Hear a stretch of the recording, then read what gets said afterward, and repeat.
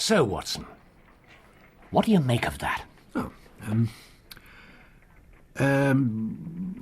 am I supposed to make of it? Oh, come on, Doctor, you know my methods. Observe and deduce. Huh? Observe and deduce. Holmes, where did this come from? Well, there are two answers to that. Two answers? At least. What's the first? It arrived in the post this morning. Who sent it? There was no letter. No letter? None. Is the second answer equally unhelpful? It's more interesting. It could hardly be less interesting. True. Well? Well, what? Holmes, what is the second answer? Where did this thing come from?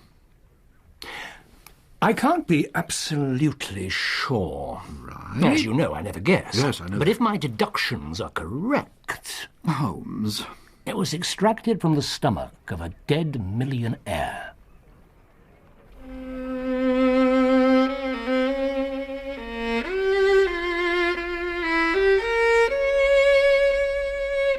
The Peculiar Persecution of Mr. John Vincent Harden by Bert Coules, with Clive Merrison as Sherlock Holmes and Andrew Sachs as Dr. John Watson, and featuring Jane Asher as Mrs. Harden. The Peculiar Persecution of Mr. John Vincent Harden.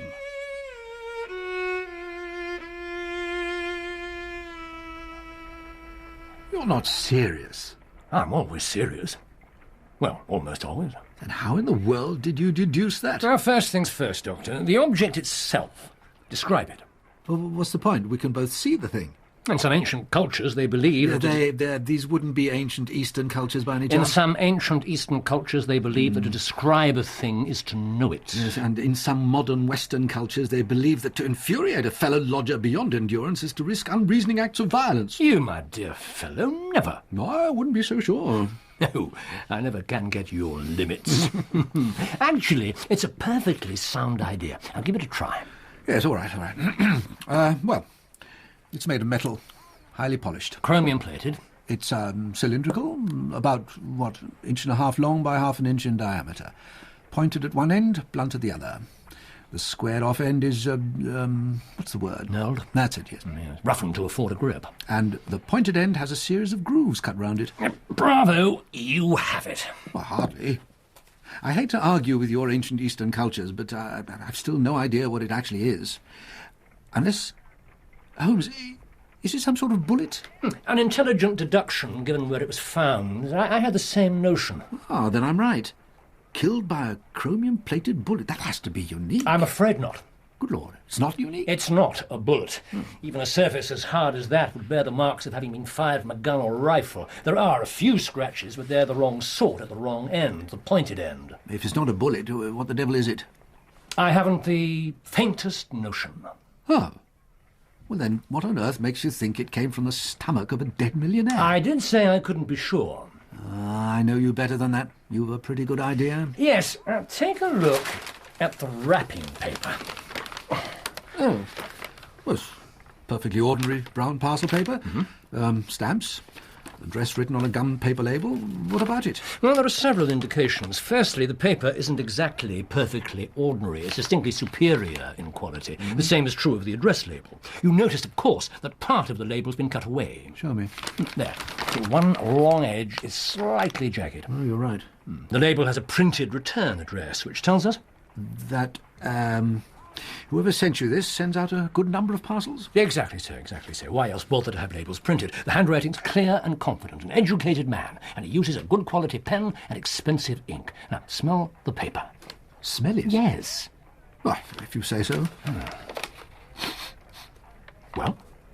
What am I supposed to find? Well, try the inside. Is that tobacco? In a way. In a way? In what way? Well, try the evidence of the box. What box? The box which contained the metal cylinder. The box you conveniently forgot to mention. Here. Thank you. I know. Observe and deduce. It's cardboard, rectangular, with a close-fitting lid. There was another label glued to the lid, but it's been torn away. Inside, lined with smooth, glossy paper. Smell it. I was going to. Same as the paper, but stronger. No, it's not tobacco. I can't quite place it. Snuff. Ah, that's it. Never cared for it. No, nor I. But it's one of Brother Mycroft's weaknesses. And if I'm right, that's not just snuff. It's very expensive, exclusive snuff. But, snuff isn't usually kept in boxes like this, surely? I believe that's a sample box for sending out small quantities to shops or as a gift. Oh. Right, so, what do we have? Money, snuff, a mysterious object, an anonymous parcel from an educated man, and this final element in the puzzle which I believe you'll have no problems in recognising. Yeah. The metal cylinder was wrapped in that. Oh, this is surgical gauze. Exactly. Smell it, Doctor? Somehow I just knew you were going to say that. Your diagnosis? Preserving fluid. Yes. Someone tried to preserve a polished metal cylinder. I fancy the smell comes from the gauze's former location, not its use. Does the name John Vincent Harden mean anything to you? The tobacco millionaire. The late tobacco millionaire. Oh, I didn't know that. And it's been kept out of the papers. He was found dead in his study a few days ago. Heart attack? Bullet. Wait, he was murdered? Shot at close range by an assassin who was seen but can't be identified. A mysterious stranger. I thought it might appeal to your sense of the melodramatic. Murder? So there will have been a post-mortem? Exactly. And the following day, or near enough, this little puzzle arrives to perplex us. Wrapped in gauze, which reeks of the mortician's slab in a box used for high-quality snuff, hardened snuff, if I'm right. Is it so unreasonable to suggest that this mysterious metal cylinder was found inside the dead man's body? I suppose not. But the stomach's something of a leap in the dark, I admit it. A guess, in other words. Oh, certainly not. Yes, but why was there no letter? Now, I believe it's a test. A test? To see if I'm up to the task. If I can deduce who sent it and why, I'll be judged fit to investigate what it all means. Damnable cheek. Oh, I don't know. It served to capture my attention. So who did send it? At first I thought it might be Harden's widow, but the writing on the label is unmistakably masculine. And I suspect it was the dead man's secretary or personal assistant working on the widow's behalf. Yes, I suppose that's possible. Rather more than merely possible, I fancy. Anyway, we'll know soon. We shall? I telegraphed the widow soon after I received the parcel. She'll reply straight away. It'll be a touch embarrassing if you're wrong. Don't concern yourself. I'm not wrong.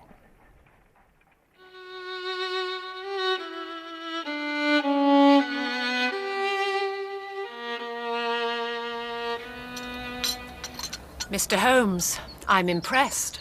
Thank you. Your stories do not exaggerate, Doctor. No, I've never found it necessary, Mrs. Harden. No, I can understand that. Mr. Holmes, you are right in every particular. That object was in my husband's stomach.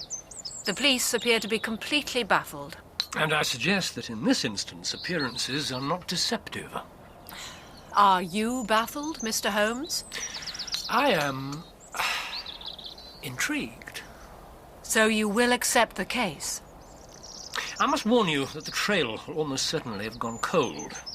The presence of the British policeman is guaranteed to eradicate most clues, I'm afraid. Mr. Holmes, I wish to know who killed John and why. If you won't help me, I'm quite certain that no one else can. In that case, how can I refuse? This is a magnificent house, Mrs. Harden. Thank you, Doctor. Where exactly is your husband's office? It's one of a suite of offices, custom-built in the new wing. The hub of the empire, John liked to call it. A suite of offices implies a number of administrative staff. Just two. Michael Phillips, my husband's personal assistant, and Miss Johnston, who does the typing and filing. Perhaps Mr. Phillips could tell us what happened on the day of your husband's... perhaps he could tell us what happened on the day. I appreciate your delicacy, Dr. Watson, but it isn't necessary. I can tell you myself. Some of it, at least. Thank you. John rarely received visitors here, but it did happen from time to time. 5 days ago, a man called to see him. Did you see this man yourself? No, there's a separate entrance to the offices. Who did see him, Mrs. Harden? Miss Johnston was off that day. Mr. Phillips let the man in and escorted him through to John's office. And then I went back to my own. Mr. Sherlock Holmes, I presume. And my associate, Dr. Watson. Mr. Phillips. Doctor, you passed the test then, Mr. Holmes? Self-evidently. Was this visitor expected? He was not. He just turned up at the door. Did Mr. Harden usually receive people without an appointment? No, Doctor. So why was this instance an exception? But when I took in the man's name... Not his card? He didn't offer a card. Wasn't really the type. Well, we'll come to his type in a moment. When you took in the name... Mr. Harden immediately asked me to show him in. How did he react to the name? I've just told you, by asking me to admit the man. Yes. But how did he react? With interest, with fear, with joy? How? I could see nothing in particular. Indeed. Mrs. Harden. Mr. Holmes? I've no wish to distress you unduly. I am not easily distressed, sir. So I observe. But nonetheless, perhaps you'll be kind enough to return to the main house and wait for us there. Very well. Gentlemen? Mrs. Harden. Now, Mr. Phillips, there are two things you can do for me. And what might they be? Firstly, show me your office. Surely you mean Mr. Harden's office? Your office. And secondly... Yes? You can stop lying and start telling me the truth. This is my office, or do you believe Please, that stay here in the doorway. Or do you believe that I'm lying about that too? One moment, please. Yes. It's very good. Very good, you may enter. I'm much obliged to you. May I be permitted to know just what I've been lying about? About Mr. Harden's reaction to his visitor's name. Please don't bother to deny it. Very well. But it was for the very best of motives. To protect Mrs. Harden from the truth. Exactly. And what is the truth? It seemed to me, Mr. Holmes, that when I announced the name... Well, go on, Mr. Phillips. This will not go beyond these walls. Well, he went as white as a sheet. He was as scared as I've ever seen a man. Fascinating. I take it that this wasn't exactly in character. Most definitely not. Mr. Harden was fearless. Well, not always, it seems. You may show me Harden's office now, but before you do... What? Be so good as to tell us this name that drove such terror into the heart of a fearless man. Mr. Holmes, the visitor's name was Mr. John Smith. Oh, exactly as I feared. If Scotland Yard had driven a herd of buffaloes through here, there could hardly be more mess. When will they learn? May we come in? Yes. Add to the mayhem. Now, Mr. Phillips, did you observe this John Smith's departure? I could hardly have failed to do so. After I heard the gunshot, I rushed out into the corridor and the man practically knocked me down. Deliberately so? I don't think he even saw me. He was rushing to get out. Did you try to catch him? No. Well, not at first. I came here, to Mr. Harden's office. You stopped in the doorway, took in the sight, then turned back and ran after the man Smith. How on earth do you know that? I see it, I deduce it. Even Her Majesty's Constabulary hadn't succeeded in removing all the traces. What did you see when you reached the door to the outside? Nothing. He had disappeared. And so you returned here? Yes. Dear God, it was a horrible sight. Now, where exactly was the body? Face down beside the desk. Show me.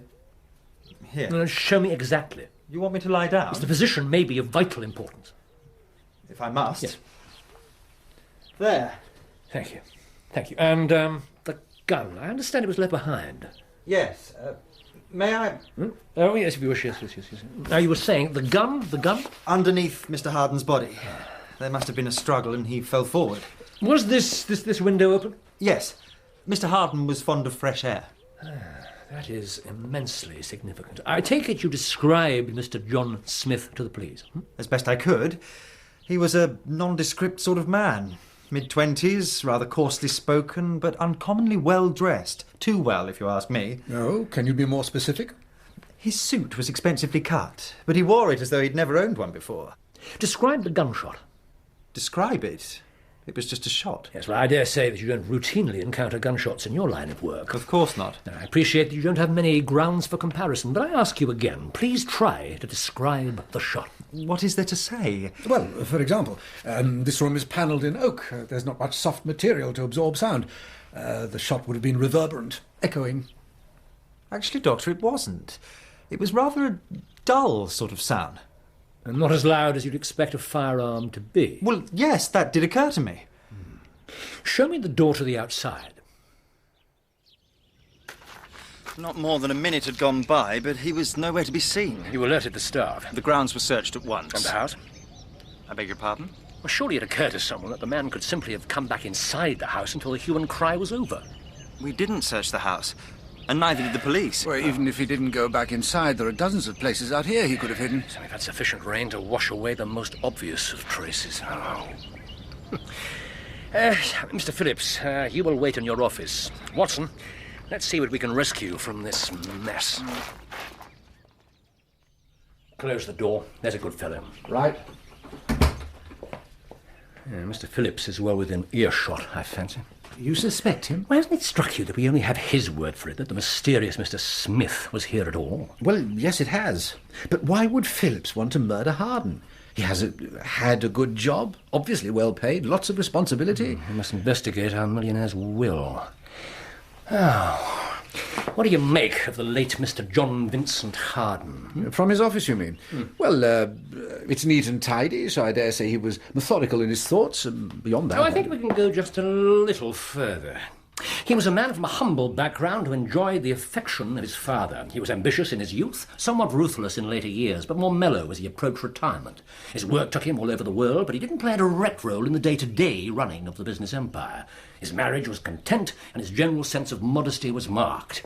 He was dissatisfied with his lot in life and yearned for a simpler, more primitive existence. My dear Holmes. Is it really possible you don't see all this for yourself? Oh, please, you know perfectly well that I don't. Well, there's no great mystery to it. But take a look at the prints and photographs on the walls. The man's whole history is here. Our late millionaire's father ran a cigarette stand on King's Cross Station and was joined by his son when he was old enough to help. The later print shows the new sign, Harden and Son. That speaks of pride and affection. The stand has grown somewhat. Ambition on the part of the new employee. You said he was ruthless. One doesn't progress from a cigarette store to the worldwide tobacco empire by being kind and considerate to one's rivals. But he mellowed later. Yes, he was content to step back and let others manage the business. There's nothing here to the tedious day-to-day administration. What else did I say? His trips around the world. But I saw that one. That's a fine collection of souvenirs on the shelves. And in the cases... some of these pieces, very valuable. The happy marriage. No man puts a photograph of his wife where only he can see it if the marriage is unhappy. Now, behind that pile of books, you'll just see the edge of a framed certificate, an honorary degree from London University. Only the modest soul hides such a thing away. And only a man who yearns for a simpler life decorates his walls with paintings of rural idylls and improbably happy peasants toiling in the fields. Well...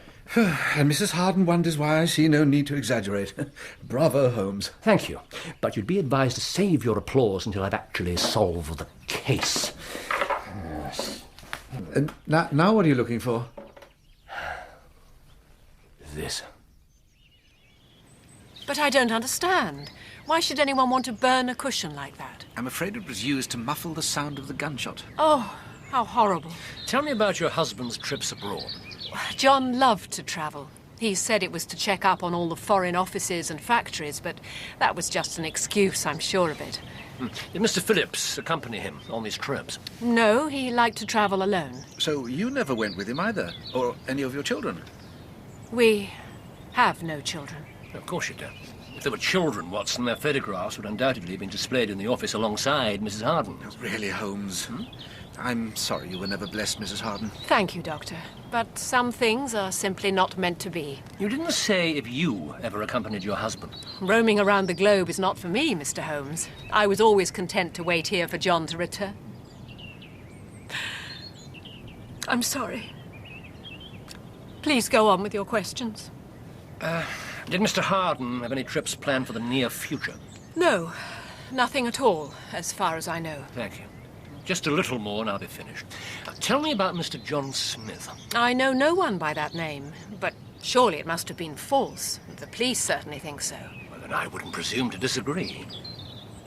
Had Mr. Harden's manner changed at all of late? In what way? Well, did he seem at all nervous to you? Not especially. Did he take any unusual precautions about the house? locking doors, that sort of thing. The servants attended to all that. And you noticed nothing out of the normal? Nothing. I'm sorry. There's no matter. What about the mysterious metal cylinder? Watson, do you have it? Oh, yes. Here. Mrs. Harden? Before the police extracted this from the body of your late husband, had you ever seen anything like it in his possession? Never, Mr. Holmes. I give you my word. As I see it, there are three possibilities. And they are? He was forced at gunpoint to swallow it. Alternatively? It was introduced into his body after death. Or? Or he swallowed it himself voluntarily. Yeah.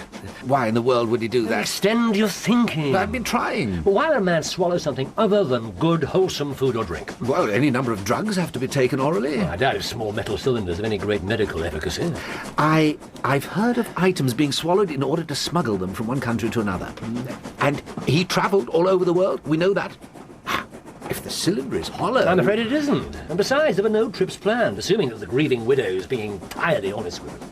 Surely you don't suspect her? Well, there are parallel cases in the annals. I mean, did you think she was telling us the whole truth? Maybe she was concealing something.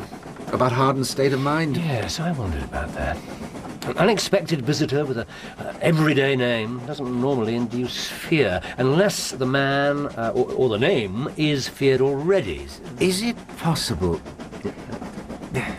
Go on. Well, this sounds ridiculous on the face of it, but is it possible that the metal cylinder and the murder are totally unconnected?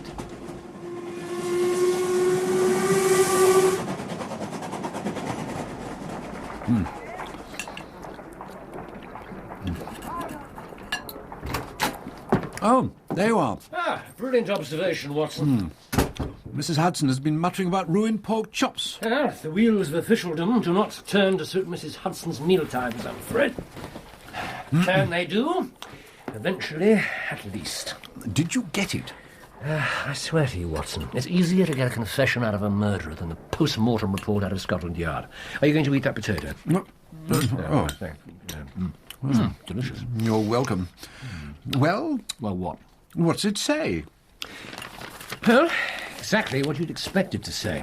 A single gunshot at close range, death instantaneous. No disease, deformity, or inherited defects. There are two interesting observations. What are they? No damage of any kind to the teeth or jaw, and no evidence of bruising or manipulation to the neck. So the cylinder wasn't forced down his gullet after No, death? seemingly not.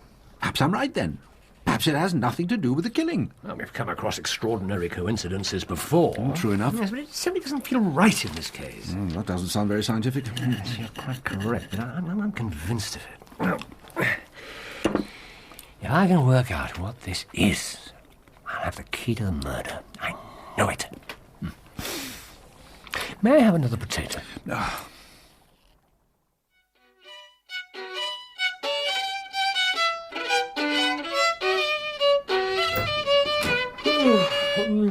Have you been up all night? I didn't disturb you, Oh, not in the least.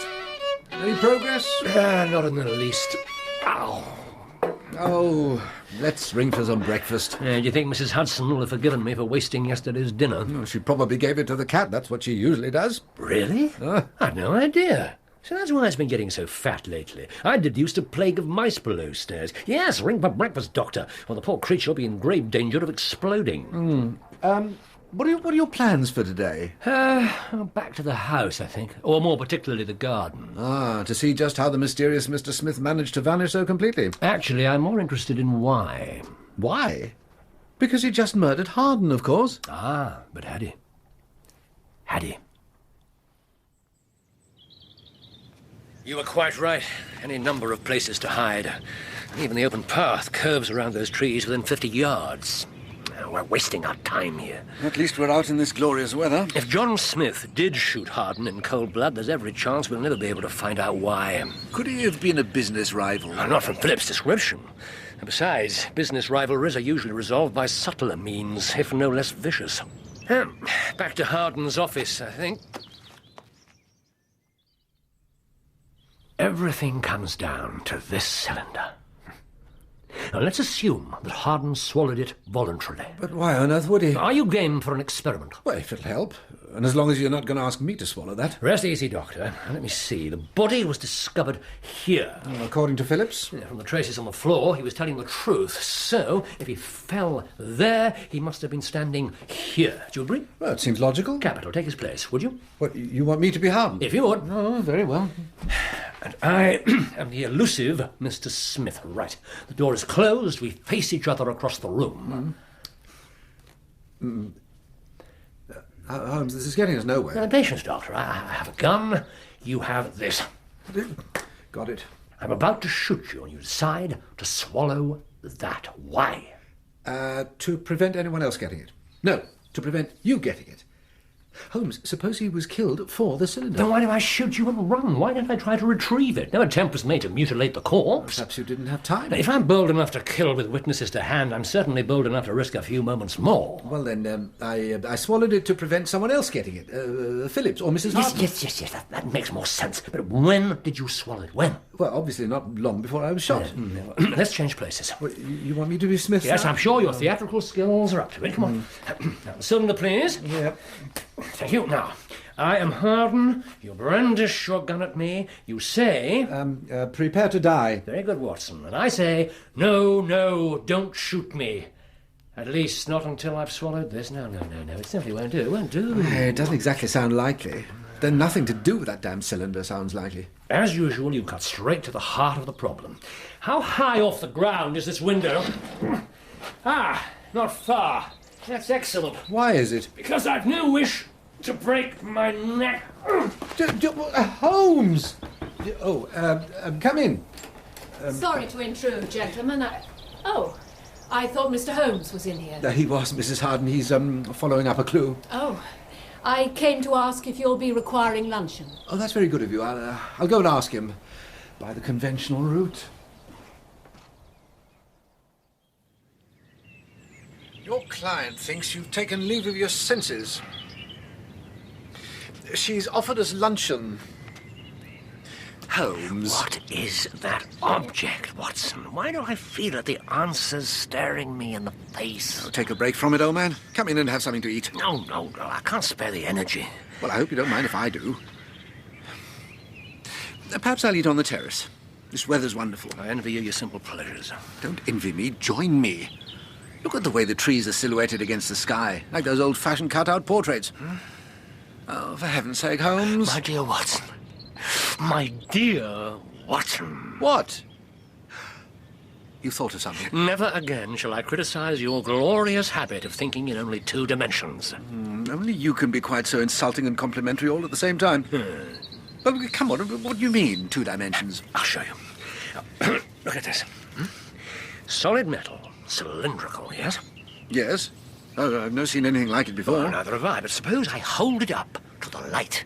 You're not trying to tell me it's transparent. No, of course not. I'm asking you to look at its profile. Think in 2 dimensions. Now there. You see? Holmes, I'm sorry. Squared off at one end, pointed at the other with a series of V-shaped grooves. Well, it looks like... Oh, dear God. Is it a key?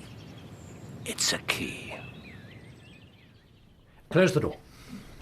Now, if I'm right, and this is a key, what does it unlock? Why make a key such a peculiar shape? Well, to disguise its true purpose. The lock is somewhere in this room. How do you know? Well, this is Harden's sanctum, his private domain. It has to be in here. A secret lock, opened with a disguised key known to no one but its owner. A triple layer of security. Whatever that lock protects is valuable indeed. But where is it? Where is it? Holmes, this room may be a private sanctum, but it still has to be cleaned. Yes, probably by some undermaid or tweenie too awed to ask questions or pry where she's not wanted. No, she still might have noticed something. It has to be worth a try. It does, you're right. Find the girl and bring her here.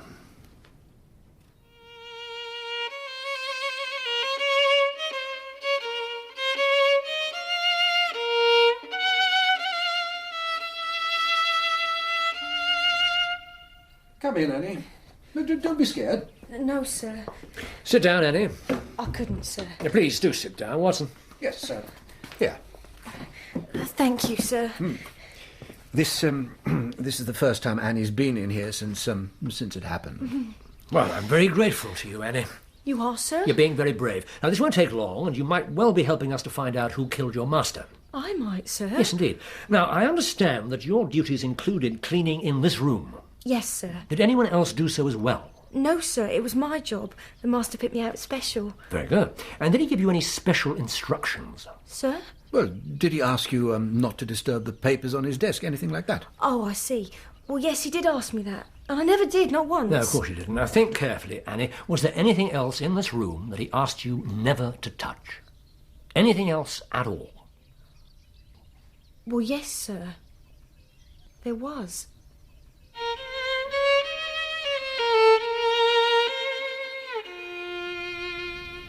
You'll have given her quite a standing with the rest of the staff. How I helped Sherlock Holmes. Huh, she'll be telling that story for years. She deserves all the attention she can get. You really think she's given us the answer? She was forbidden to go near two things: the surface of the desk and this display cabinet. What other explanation could there be? Well, perhaps these are the rarest souvenirs, the most valuable. No, there are far more exotic items in the other cases. Well, now, let's have a look at the door. Well. What? It isn't locked. The perfect smokescreen. Now... Holmes! Relax, Doctor. I told you. Cheap trinkets for undemanding tourists. Now, let me see.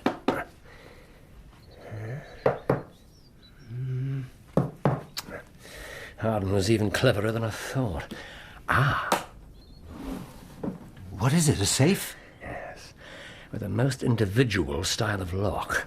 The mysterious cylinder goes in and turns. Et voila. What's inside? This. Behold the item that the late Mr. Harden was at such pains to conceal from the world. A checkbook. A checkbook. In the name of... Fascinating. In the name of Mr. John Smith.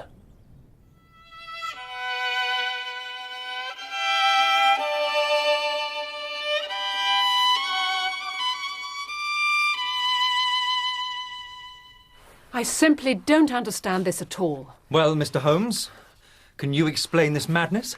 I doubt very much if madness is involved, Mr. Phillips.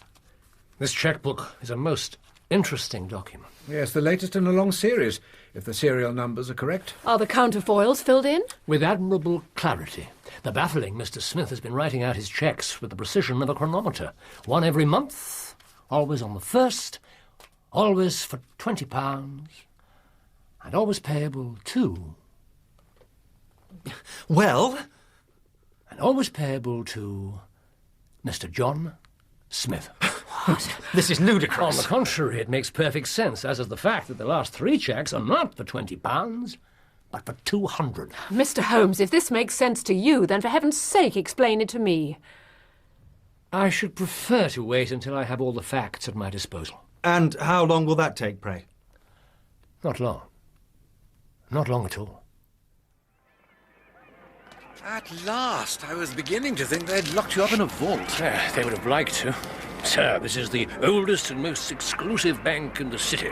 You're not in the habit of handing out our clients' confidential details to private investigators.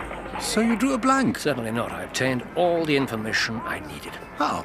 I threatened them with a lestrade, a top-level investigation by Scotland Yard. The prospect was so horrific they practically welcomed me with open arms. Well done. The official force does have its uses, after all, it seems. What did you discover? Not here. Let's get back home.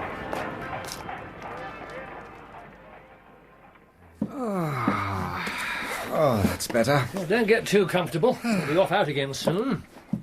Your leg will stand in. Oh, certainly. Good man, good man. But I'm not stirring from this chair until you've told me what happened at the bank. What happened was that my theories were proved correct.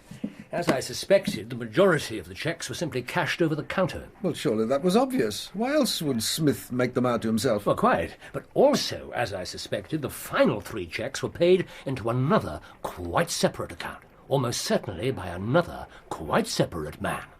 Oh, dear God. We're dealing with more than one John Smith? I believe so. Fortunately... Oh, please, Holmes, no dramatic pauses. Oh, you take all the fun out of this sometimes. Fortunately, I've discovered the first Mr. Smith's address. Aha! What have you been searching for? My Bradshaw. Pack your bag, Doctor. We have to go to Wales.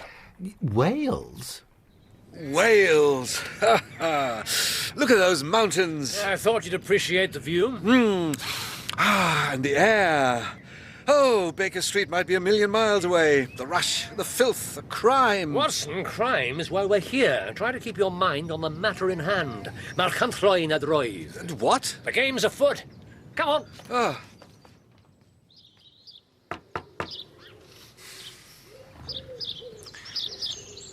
Try again, Watson.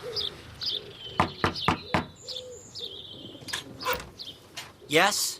Mr. John Smith? Who's asking? My name is Sherlock Holmes. Then you'd better come in. When did you discover the truth? 4 months ago. And the blackmail started soon afterwards. Seems to me you know all the answers already. Well, I'm damned if I do. Will somebody please explain what all this is about? Mr. Smith? Very well. It falls to me, then. Perhaps you'll be good enough to correct me if I go wrong. Just as you please. Watson, you'll excuse the fact that some of this is supposition. Oh, willingly. Just tell me. Very well. Do you recall my character sketch of the late John Vincent Harden? I particularly mentioned his humble origins and yearning for a simpler life. You did. It's my belief that Harden did more than yearn. He created just such a life for himself. Good God. Some, 20-odd years ago, our millionaire came here and somehow set himself up as plain poor. John Smith. He married a local girl. And made her life a misery. I find that hard to believe. You may have been poor, but did you ever actually go without? I'll wager there was always food on the table and a roof over your head. Well? We went without him. He was away more than he was here. What sort of a family life is that? What explanation did he give you? Did he invent some sort of job? Oh, he always had his reasons. Jobs, travelling. Who travels from these parts? And if they do, they don't come back. He came back. Only to leave again. And you came back too. Holmes, this is the man who called on Harden? Oh, yes. And this is the man who'd been blackmailing him these last 4 months. You were blackmailing your own father? He was no father to me. And no husband to my poor mother. Which explains the final few checks for such huge amounts. The fact that the names were the same threw me at first, until I realised the truth. The first ones were for Harden himself, his income as Smith, regularly cashed by his other self. The last 3 were blackmail payments to his son. I wanted what I was due. What we were both due. He had millions. What happened to your mother? She died. Last year, she worked herself to death keeping this place together for when her loving husband deigned to come home. And for me, she killed herself to give me some kind of a future. And he spent more in a week than she made in a year. Did your mother die before you found out the truth? Oh, yes. She went to her grave still loving him. A characteristic which you plainly have not inherited. If your mother is dead, why are you still here? Why did you come back? There's a girl. I'm trying to persuade her to go away with me. A woman. I should have known it. Holmes, wait a minute. If it was Smith here who called on Harden that day, then surely it was Smith who killed him. You take that back! I'm no murderer! Take your hands off his arm. Easy. Watson, are you all right? Yes, I believe so, yes. I know you're no murderer, Smith. You do? Then why are you here? Because all the answers are here. Was that the first time you confronted him face to face? When he was in his other life, I mean? Yes. The rest was all by letter. You told him you were coming. Proper put the wind up him, that did. But the meeting degenerated into a shouting match. He was raving. What exactly did he say to you? What the rich always say. He offered me money. More money than I'd ever dreamed of. All I had to do was go away and never come back. Do you know what he said? He said we were a mistake. A mistake. I told him there wasn't enough money in the world to buy me. Was that when he produced the gun? It was in his desk. And something else, too. I thought it was a bottle or something. He swallowed it whole. What the devil was all that about? It's not important. Then he just stared at me. He shook his head, like he didn't know me at all. And he grabbed up a cushion and he shot himself through the heart.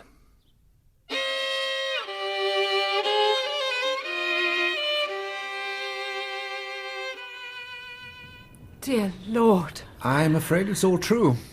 Smith made a full confession to the police. And your husband's bank will confirm the regular payments into his alter ego's account. I never had the slightest suspicion.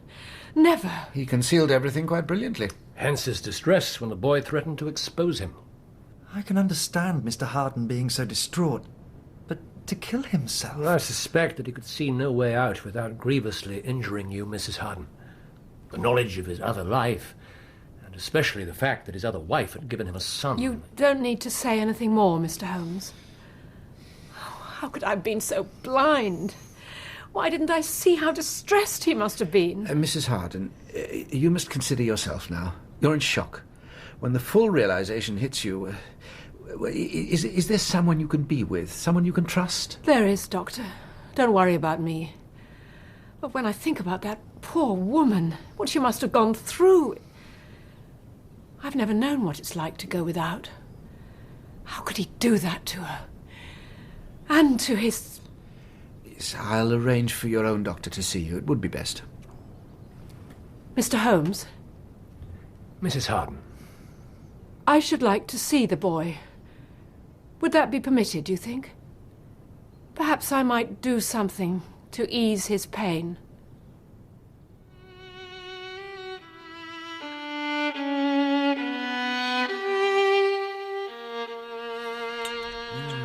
What an extraordinary woman. It's been an extraordinary case all round. Extraordinary is the word. Extraordinary that Harden was collected enough to swallow that damning key. But not enough to realise that there'd certainly be a post-mortem. Far from hiding it, he actually managed to ensure that the key would be found. Why on earth did he use a cushion to deaden the sound of the shot? I've been wondering about that. Did he want to suggest that Smith had murdered him? Or was he hoping that the sound wouldn't be heard at all and the boy would have the chance to get away? I'm afraid the answer's gone with him to the grave. Imagine his state of mind at the end. Blackmailed by his own son. Suddenly made to see that he'd ruined two families by his selfishness, and both of them his own. Was ever a man haunted by a stranger agony? What will happen to Smith, do you think? Blackmail is no small offence. But money and position can work wonders. I rather believe that Mrs. Harden will do what she can for him. After that, who knows? Who knows?